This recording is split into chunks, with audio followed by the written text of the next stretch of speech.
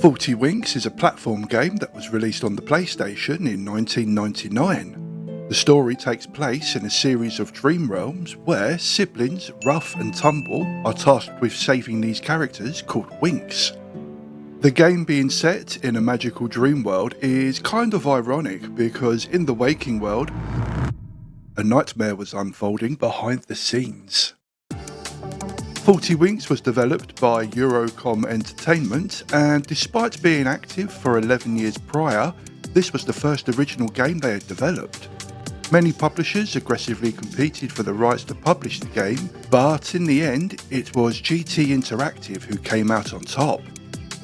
GT Interactive had already published games such as Doom 2 and Abe's Odyssey, so it's fair to say they had an impressive resume. They were chosen by Eurocom because they had great marketing resources and a strong team of producers.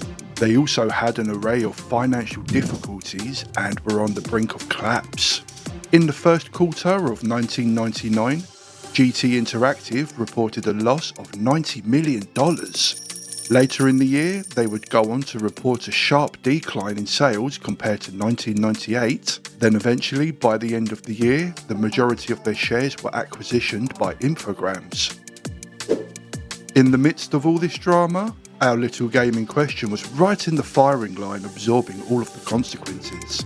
As well as being released on the PlayStation, 40 Winks was also due to be released on the N64.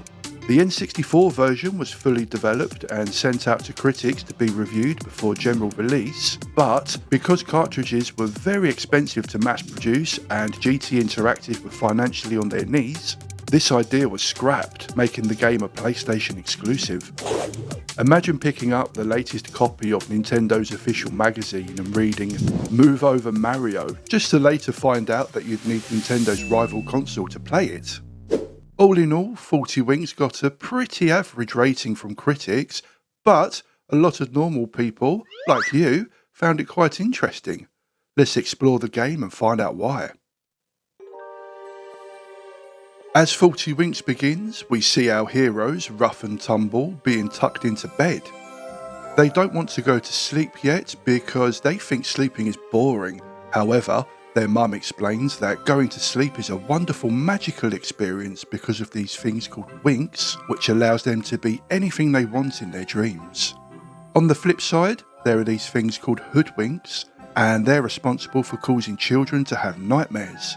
What would happen if all the winks disappeared?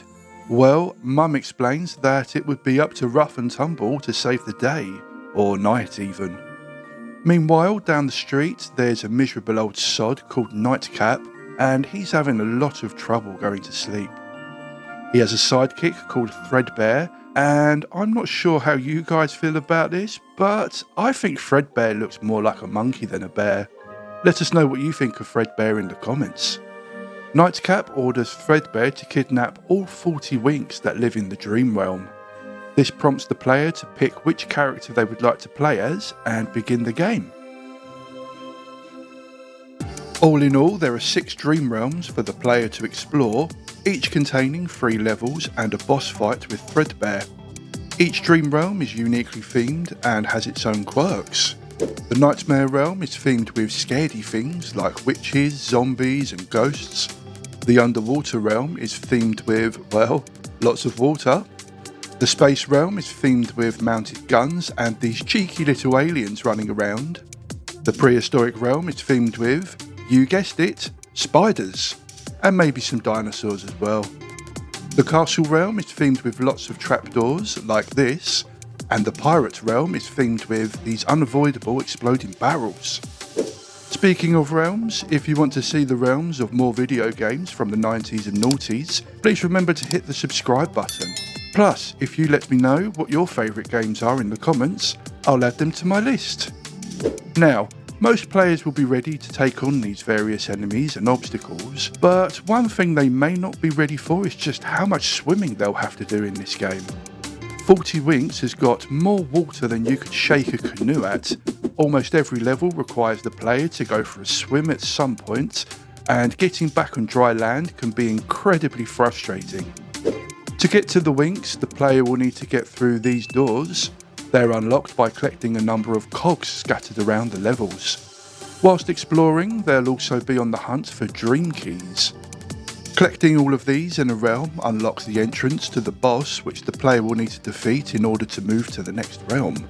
The player's health can be regenerated by collecting Z's, and extra lives are given when collecting 10 RT tokens. They also have a special attack which is regenerated by collecting moons, and it sounds like this.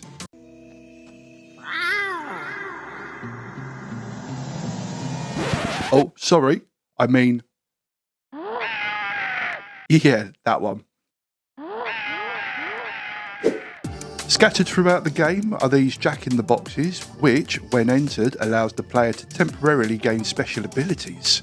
Special abilities include turning into a monster, a jester or fairy, a ninja, and a robot. Each of these abilities are unique and are often needed to get past certain parts of the game. Pressing the special attack button whilst under the influence of an ability usually does something a bit more exciting then as well. Once the player has found all 40 winks, they can take on the final version of Threadbare to complete the game. A cutscene then plays which shows Nightcap waking up in the morning, and he's not such a miserable sod anymore because he's finally got a good night's kip. So, 40 winks looks like a pretty average game, right? Why did all of the Nintendo magazines big it up so much? Surely they had the same version that was released on the PlayStation, didn't they? Well, they pretty much did, but one thing that stood out on the N64 version was a co-op mode which allowed two players to control rough and tumble at the same time. This wasn't available on the PlayStation because disk space was maxed out from the FMV cutscenes. That being said, it was vice versa on the N64. Cutscenes were removed to make way for multiplayer, but what would you prefer? Would you prefer to get the full cinematic experience of 40 Winks, or have the chance to play it with a friend? As of 2018, 40 Winks is no longer a PlayStation exclusive. A company called Pico Interactive, who specialises in bringing old games back from the dead, launched a Kickstarter campaign and re-released it. Not only is the PlayStation version now available to download on PC, they've also released the N64 version on an N64 cartridge. This little game, despite being called mediocre by most critics, turned out to have quite an impact on the gaming world after all. For its time, it had fantastic graphics, the simple objective of just collecting things whilst receiving awesome power-ups made it fun to play for many kids, and because of its styling, it also offered an aspect of horror for young thrill seekers as well. I genuinely believe 40 Winks would have been a more highly regarded platformer if they removed most of the water and allowed for more normal platforming, made the jumps more forgiving, and released the co-op mode on the PlayStation version.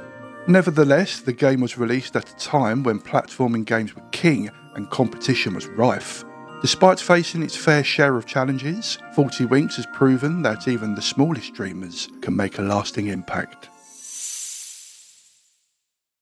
Thank you so much for watching. Please remember to give the video a thumbs up if you enjoyed it, and please subscribe if you want to see more nostalgic content like this.